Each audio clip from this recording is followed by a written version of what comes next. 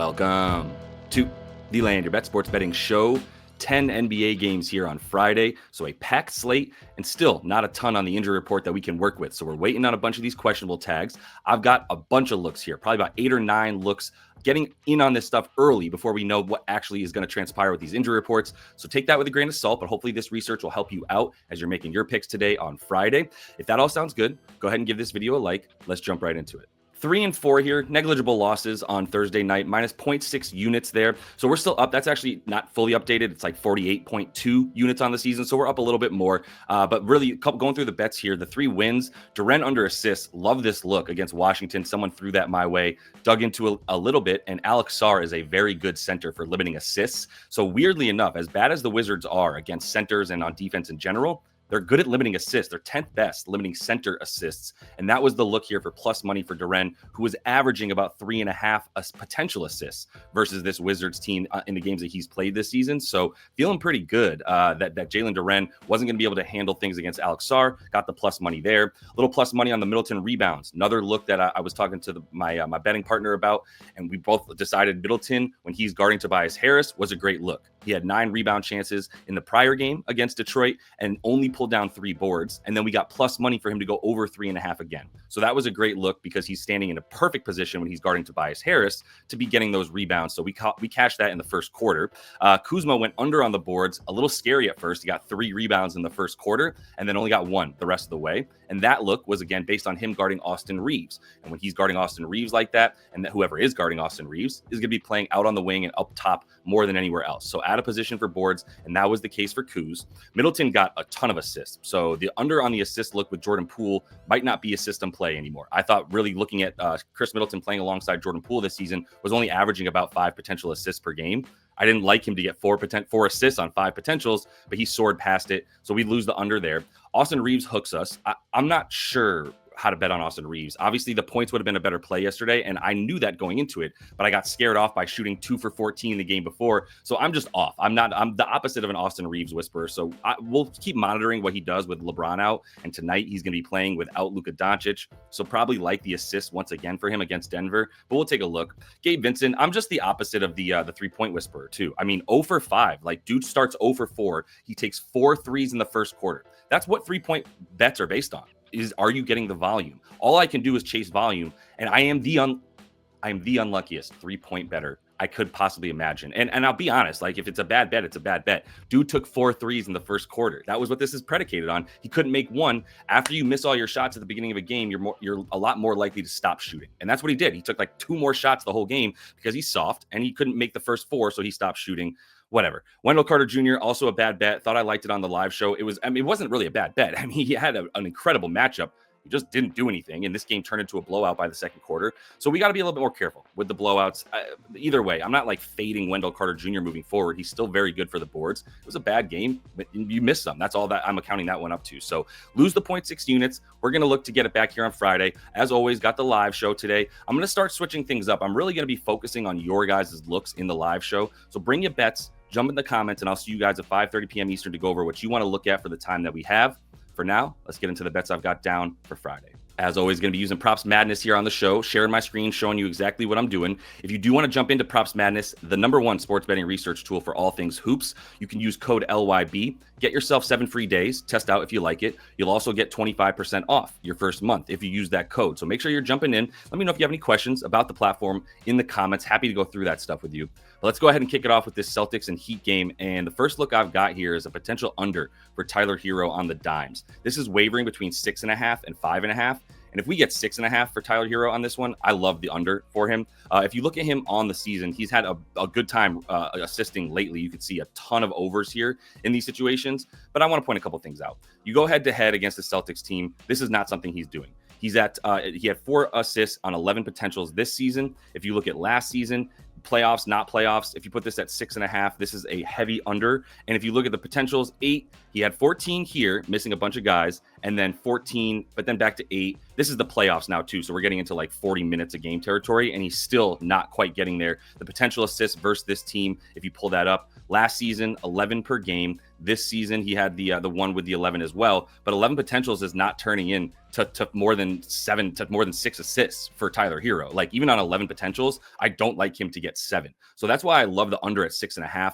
11 to get 6, it's a little bit more likely, but 11 potentials to get 7 assists is way out of the norm. We usually expect 50 to 55% of your potential assists to turn into regular assists. So I'm going to continue to buy into that. If you look at him in games this season with Bam and without Jimmy as well, which is what he's doing nowadays, it's still not going to be great for the 6.5 overall on the season. If you look at this here, and I put this up to 6.5 again, not 5.5, we're going to get a much worse hit rate here. He's averaging 6.4 in these situations, but I'm super not scared against a team who is limiting assists, third best defense limiting assists for the Celtics. We know they don't double, right? So they're going to let Tyler Hero go one-on-one. He's a lot better bet here for over on the points, under on the dimes, especially with the way that he has been diming lately. And this team is fourth best limiting assists to his position specifically. So you look at these last 10 without Jimmy, there's a couple pretty bad defenses in here for dimes and a couple pretty good ones. And he has gone under here.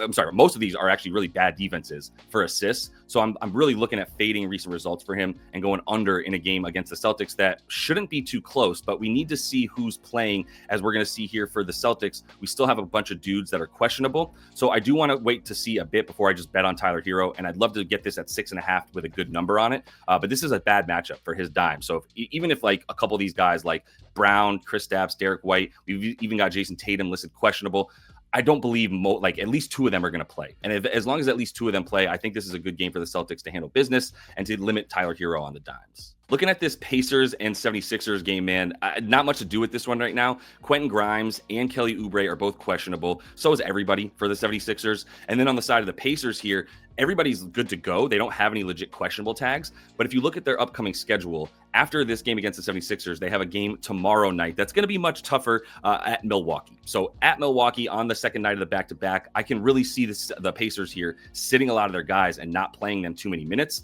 So I'm looking to probably wait to see if we can get some high numbers on these starters for the Pacers, and then probably looking to fade them and maybe pick some of the backups to get a little bit more minutes, as I think they're going to save their guys for tomorrow night at Milwaukee. If you want to talk about a chalky over, let's go to this Hawks game against the Clippers. James Harden assists against the Hawks seems like the easiest thing I could ever imagine. Right now, he is diming up a ton. Had 13 potentials against the Heat, turned them into 11 dimes. Don't always want to depend on that, but he is getting some easy looks for his guys. Game before against the Pellies, 20 dimes. Games against the Kings, or 20 potentials. Game against the Kings, 19 potentials. If he's getting 19 potentials, I love him to get 10 dimes. And if you look at this Hawks team, they are 26th limiting assists, and against his position, they are 6th worst, 25th limiting assists, right? And this is just, if you look at the similar players stuff here for Harden, you look at the players that are considered similar by Props Madness, guards that are similar players to James Harden, and they're considering Cade, Halliburton, Van Vliet, all guys that play like Harden. All these guys are going over, and they're going pretty comfortably over, almost 3 more assists more per game on average than their normal season averages, right? So if James Harden is averaging, what's he averaging on the season? 8.7 assists on the season. You can kind of chalk him up for about 10 to 11, according to the way that that other players like him are over exceeding, right? Their normal prop lines here of assists. He should be good to go way over in this one. I don't need to get much more in depth than that. I will say when he's playing with with Kawhi rather, you're going to see those assists go up. And even if I take Norm Powell out in these games with Kawhi without Norm, he's at 10 assists per game. If we look at the potential assists, he goes up to pull this up right here, 16 potential assists per game on the season in these situations. And a couple of these were games that were either blowouts or against pretty good defenses limiting assists. This Hawks team is not that. So I'm going to feel very confident about Harden to go over here. Just going to give it a second to see who's actually playing. And then we'll go ahead and probably be betting on an over on the live show for James Harden. Let's get down to Cleveland and Memphis, because I think this is going to be a fun game. And we're still waiting on some news for the Grizz here. We don't know for sure that Jaren Jackson Jr. is going to be in this game. So we got to see what that questionable tag turns into for him. And then over here for Cleveland, we know Donnie Mitchell is not going to be playing. So I think what we're going to see is Isaac Okoro staying in the starting lineup for Cleveland so that he can guard Ja. And then you're going to see probably Max Strus keep that starting job and then DeAndre Hunter come off the bench for Cleveland. So let's start on that Cleveland side, because as soon as Donnie goes out, I go to Evan Mobley. The points have gotten astronomical for him. You can see in the games that he's played without Donnie Mitchell this season, he looks really good. But once you get to 21.5 points, you can still get some 20.5. So I should be fair here. It looks like books outside of just DraftKings and FanDuel are mostly holding 21.5. books like BetMGM, Caesar, a couple others, they're holding 20.5.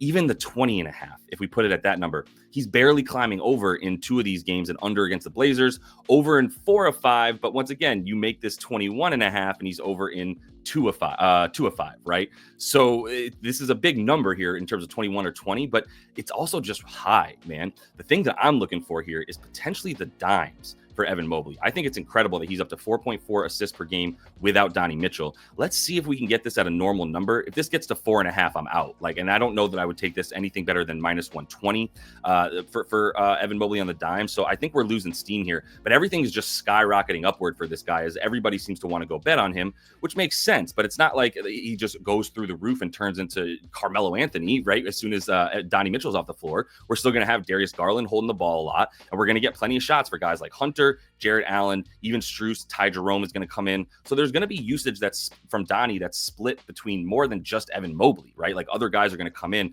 So as much as I really want to attack Mobley, like on the points and assists or anything like that, where he's averaging 27.4 per game, it's tough. Now, this is where I'd be going if I bet on Mobley. This is the only place that I'd be betting is 25.5 or 24.5 on the points and the assists. I like those combined together. But again, 21.5, and you're starting to lose me on the points here for Evan Mobley. So heed a little caution. I'll go back over this on the live show for sure. Looking at Darius, how do we want to play him without Donnie Mitchell? So I've already got Donnie Mitchell off the court, like the games listed without him this season, right? Filtered that out. And you can see he's at about 8.2 assists on the season. If you look at the potential assists in these, 5 games without Donnie, he goes from 10.8 to 13.8 potentials. So getting a lot more. And he's at 8 assists that we need him to get here. 7.5 to the over is like minus 125 or so, minus 130 on other books. But I would still take the 7.5. I would probably also just put a little bit on 8.5 over for him in this category. I mean, it's a good matchup in addition to not having Donnie. If he gets 14 potentials, I think he's very likely to get 8 assists, and that's about what he's averaging without Donnie. You can see for the Grizzlies on the season, they're 18th limiting assists and they're 10th worst limiting assists to guards in general. As this is a team that you can get out and transition against. If we come down here, actually, let's pull up the shot chart map, and so we can look at the play type analysis for him. Pick and roll ball handler, bad limiting, bad against the spot up, but mostly they're bad against the catch and shoot and very good against the pull up, right? So for Darius Garland, while this is a good matchup for guys above the break, guys that shoot off the pick and roll, right, as the ball handler, this is a good matchup for Garland for the points, but the assists here are going to look a lot better when you realize that like guys like Darius Garland are going to have a little bit more trouble breaking through the double teams that Memphis is going to throw at them, and he's going to be forced to get the ball out of his hands rather than be able to get up a lot of floaters or get all the way to the basket like he might want to. So he's going to have a pretty tough time with Jalen Wells guarding him. Like it'll be a good matchup for him. Like it's not one that he can just exploit. Wells is a very, very good defender, especially for a rook. So this is something that I'm seeing them forcing the ball out of his hands, turning this into assists. Again, playing this at anything like minus 125, this is a great over. And if you want to take some plus money on over 8.5, I think that's a fair bet here as well. The Memphis side is a little bit harder to nail down right now because of the Triple J questionable tag. So here's what I'm looking at, because I'm looking at Ja, right? This man has decided that he's going to start playing more. I think he only played 31 minutes instead of the other higher mid to mid 30s that he's been playing, 35, 37 minutes. He's playing fewer minutes against the Jazz because they don't need him quite as much. And they did end up needing him, but they still only played him 31 minutes. They had other guys out there because they probably wanted to give him a bit of a rest here so that they could take on Cleveland here at home and make sure that he's fully rested for it. So with him out there now fully rested, I think he goes back up to about 35 minutes. But the thing is that we don't know about Triple J. So if Triple J is in, I like the assists by themselves for him. And honestly, 7.5 or plus money is great. You're going to see there might even be news coming out pretty soon that's going to affect this. And we've got this at 6.5 too right now. But if Triple J is in there, is playing, I prefer just the assists for Ja Morant. If Triple J does not play, I like both the points and assists for Ja at 30.5. I think you can take them and combine them. Without Triple J, he's still going to get the dimes. I mean, if we look at him on the season without Jaren Jackson Jr., the points and assists are up at about 34.4. The dimes are still there. They're at about 7.3, but you can see they go down a bit without him. I just like adding them in this situation because I think he's going to keep getting into transition, and you can get assists against the Cavs, who are worse against spot up shooters, similar to this Memphis team in the way that they play defense. So for the dimes, I'm not worried if Triple J doesn't play, especially because we're getting some plus money to add to it. But I think the points are just going to be the best play overall. 27 per game this season without Triple J. So I want to add the points if Triple J does not play. I want to go just assists if Triple J does play. All right, that's all the time we have for you on this one. Still so much unknown on the injury report, so we'll wait for the live show to go back over this stuff as hopefully we get a bit more news trickling out. You guys bring your bets, jump in the comments. I'm going to focus mostly and almost entirely on what you guys want to bring so I can just kind of live in the comments for a bit, and we'll get to what you guys want to look at rather than go over my bets. If you do want the bets on my card, you got to jump into that VIP. Link is in the description of the video if you want to get access to that as well. Plenty of discounts on that. But hope to see you guys there at 5:30, and until I do,